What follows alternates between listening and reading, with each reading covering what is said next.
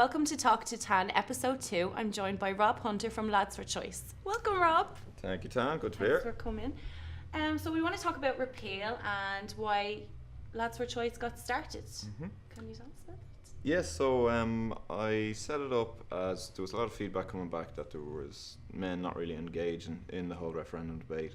They kind of felt it was nothing to do with them, and like the campaign so far, and rightly so, had been kind of led by women, which is how it should have been. But it was just that now men were kind of finding they didn't have a platform to engage on, or they didn't have somewhere to share their stories or kind of talk amongst each other. So this was kind of leading to men then saying, oh, it doesn't really have anything to do with me, so I might just not vote. But like, not voting isn't going to help the women in our lives. So because of that, set up Lads for Choice. Okay. So do you think that like it gave a platform for some men to kind of open up about as well? Because I know people myself that have had abortions, and I suppose their partner or the boyfriend, they kind of feel uncomfortable talking about it. They wouldn't be as open about it as the girl would, and I feel sometimes they can't put their feelings into a place. Was it a good platform? Did you have people come to with their own stories? Because we had In Her Shoes, so were there men in her shoes? There were men in imagine the shoes of their partners or whatever. Yeah, we had a few guys come forward. Inner Shoes is a great site. Like, they have, there's a lot of women come forward to that. They have a couple a day now, I think, at this stage.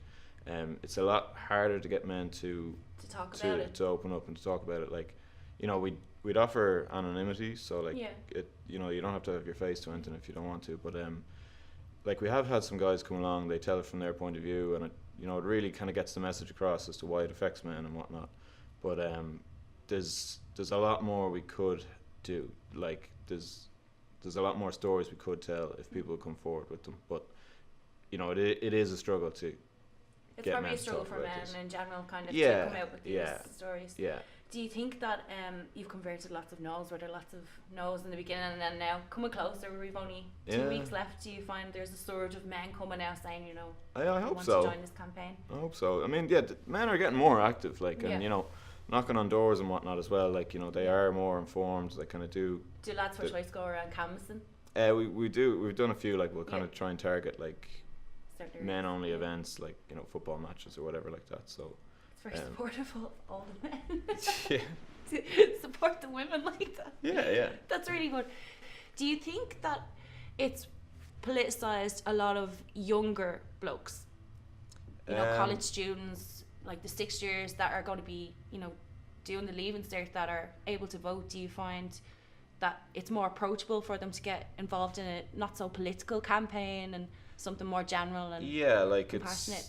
It's very important that Lads for Choice is non-political, to kind of bring people from all walks of life in so they can get their kind of hands dirty when it comes to campaigning and whatnot. Doesn't exclude anyone. Yeah, we don't want to exclude anyone. It's for everyone from all walks of life.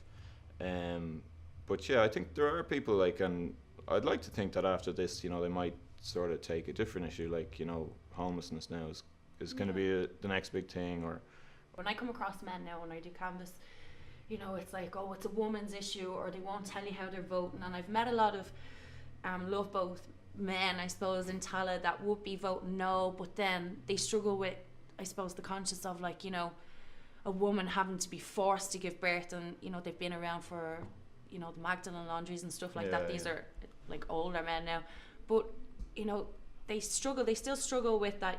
It's a life, but it's her life as well. So how do you approach that? Because sometimes I find I just have to walk away, because it's like they're complete no, you're not going to change their mind.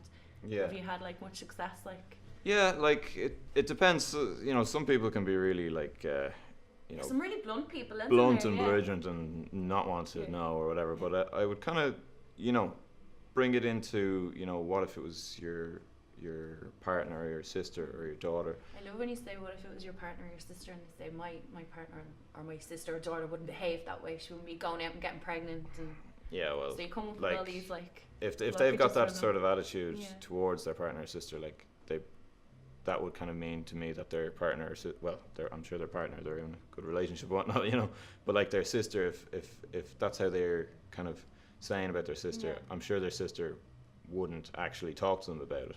So like their sister, she's her own person. She'll do what she will. There's a complete disconnect, I'd imagine. Yeah. Like they just, they might have this kind of image that their sister's an angel or whatever. But we're all humans. The whole thing. Mistakes happen or bad situations come up. It's not even a mistake. It's, it can be a wanted pregnancy and whatnot. So like it can happen to absolutely anyone. And personalizing it towards the man and making it as close to them as possible in terms of just even if it's their friends, and like whether we all know it or not and whether we all like to accept it or not, like we all know someone who's had an abortion. We mightn't be aware of the fact, but like we do know it. Like it's a lot closer to home than we think. So we've had this gush of stories coming in, and from all these women over the years, 170,000 people have travelled for an abortion. So there's definitely, I suppose, one on your road, if you want to say it that way. But definitely, yeah. Do you think? I think now maybe there's like a better platform, a more acceptable platform, like what we had with the yes equality referendum, and people were like, well, I'm gay and this is who I am. And I feel now a lot of women are coming out and saying, I had an abortion, I'm not a horrible person, I'm not a monster, I'm not a baby killer, I needed a medical procedure and I had to travel to get it. Yeah, exactly. Yeah, no, like one of the worst things about the whole issue of abortion in Ireland is the stigma, and women feeling they can't talk about it, or people shunning them for it, and it's we need to get rid of that. We need to move away from that. Men are more prejudiced towards women than a woman, because I know myself. I was, I suppose, pro-life at one point. I didn't agree with it, but I suppose I would have been a compassionate yes. But now I would be myself. Like it should be in. Yeah, like unfortunately, I'd probably say that there could be more prejudice from men about it, as it's harder for them to understand what it's like to be in that situation. So we've seen loads of different groups for repeal and coalitions pop up over the country, and over in the west of Ireland it is a concern, I suppose, among all the groups that it might be more conservative and stuff like that. Have you had a Lads for Choice or any sort of movement over in the west of Ireland or anything like that? Want to get involved? Yeah, we've been in touch with a few, like we've been in touch with Donegal, like they're doing really well, like they've got a great campaign going. Talking to a few guys, there's a footballer up there who's come out in favour, and we've been chatting to a few people in Limerick and a few colleges over that sort of way and stuff. So yeah, it is happening. Like it's building. Yeah. Really good. So how does the 8th Amendment affect men? We've had all these different Lads for Choice, Men for Choice, Artists for Choice, lots of men getting involved in a movement they felt they had no platform in. How did it affect you? Yeah, well, like that is a good question. Like a lot of men say, well, it doesn't affect me, but like I would say it does. When your partner needs to avail of an abortion service or whatever, if they have to travel, like if you've got kids, you have to stay home, you have to mind the kids. She has to go to another country by herself. It's separation. You can't be there to support her. If it's your daughter, you can't support your daughter in the way you should be able to. All these things. So like it's not everyone has a daughter. So it affects men just as much as it would affect a woman not being able to provide for a family, or maybe not working or something. Yeah, and just in terms of being supportive and supporting the women in your life, be it whoever they are. Okay. Have you anything to say to the undecided voters that are watching us? I'd just say to inform yourself of all the facts, find out all the complexities, and then quite simply then just try and imagine yourself in a woman's shoes. If you had like a fatal fetal abnormality or just even a crisis pregnancy, and you couldn't, you felt you couldn't go through it for your own personal reason, and then ask yourself how you'd feel if someone else came along and then tried to dictate to you like that you don't have any option. You can do this one thing and nothing else. So if you think about that, and then for me, I think the only conclusion you can come to is a yes vote, which I would hope you do. Brilliant. Thanks very much for joining me, Rob. You're very welcome. Thank you. And tune in next week to the next episode of Talk2Tan. Thanks for watching.